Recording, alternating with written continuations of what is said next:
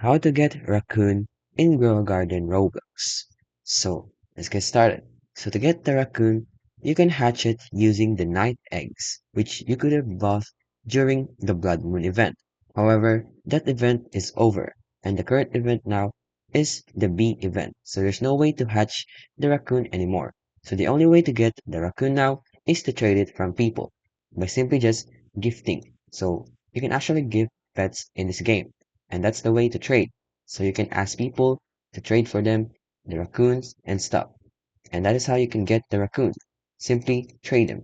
So the other ways, like hatching egg, unless you have another night egg that you can hatch, you will have a chance to hatch a raccoon.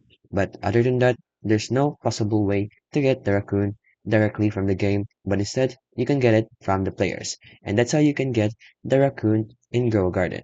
So if you want to know more, simply just Google how to get the raccoon, and that's basically what I've mentioned, the only way to get the raccoon.